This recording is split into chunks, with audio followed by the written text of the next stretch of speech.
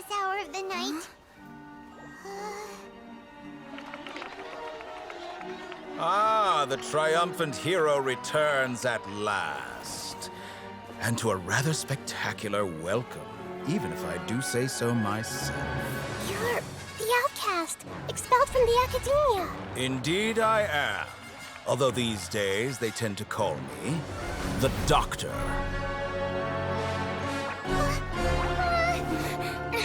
If you're looking for your researcher friend, she has already been taken into confinement. With some basic caution, she could have discovered the listening device on her person. Clearly, she lacks the degree of rigor expected of a true scholar.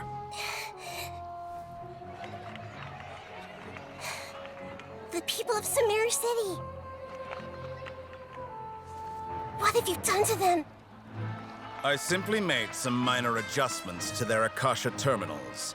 Now they can deposit information directly into the subconscious.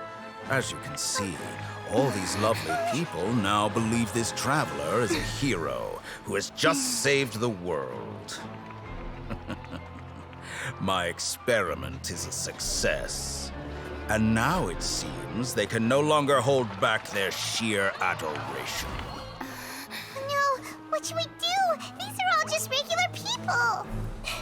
Leave now. You need to get out of here. But that guy's a Fatui Harbinger. We can't just leave you here. Nor can I abandon the people of Sumeru.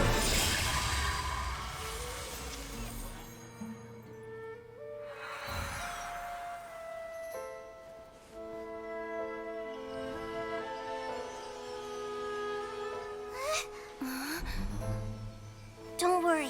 We'll meet again outside of the city.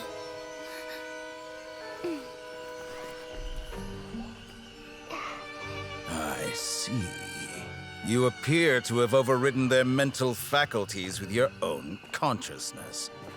To possess such a powerful mind, you must be the god of wisdom. It took 3 betrayals for me to finally understand. The world is just an elaborate tapestry of lies. My fury will never be quelled. The first to betray me was a god. My creator. My mother. Valuing strength above all, she saw no worth in me and I was discarded. The second was a human. My family. My friend. Consumed by fear, he saw me as an abomination. The third was one exactly like me. A hope for the future. A fledgling barely out of the nest. Powerless before his mortality, he broke his promise to me. Humans, they can't be trusted. And the gods fill me with pure loathing. So I said good riddance.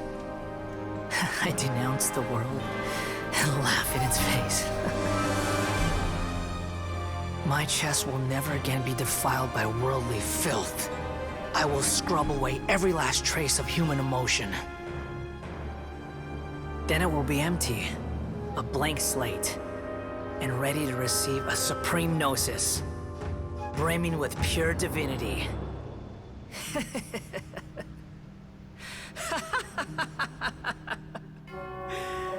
There is no need to fear. The pain will be brief.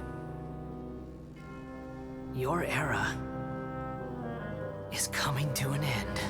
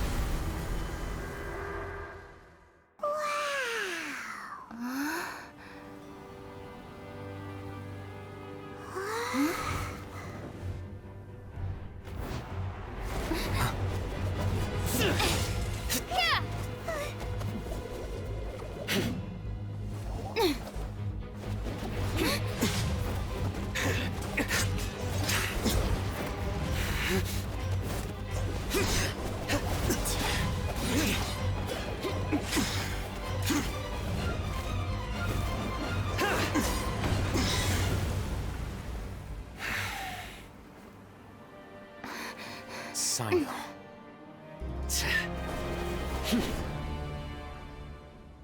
Rahman, I've always thought of you as a man of his word. What's this about? It's a one-for-one exchange. Sounds fair, don't you think? And let me put it this way. Agreeing to any kind of deal with the Dendro Archon's people is already a huge compromise on my part. Don't you think you've asked enough?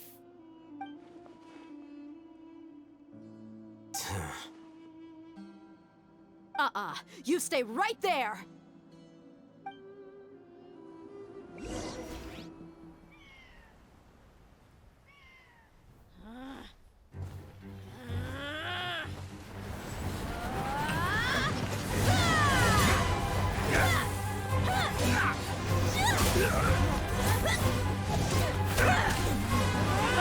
Playmate! What do you think you're doing? Grandpa! Don't you see this blade here? You coward! Why are your hands shaking? Wait a second! It's a earthquake! Grandpa!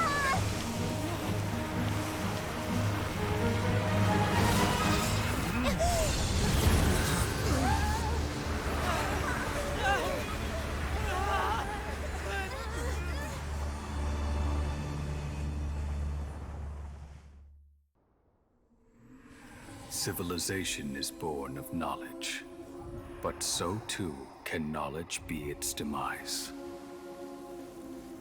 A disaster caught us unaware. It was knowledge that did not belong to this world. The Scarlet King brought this forbidden knowledge into our world, and it quickly spread like a plague.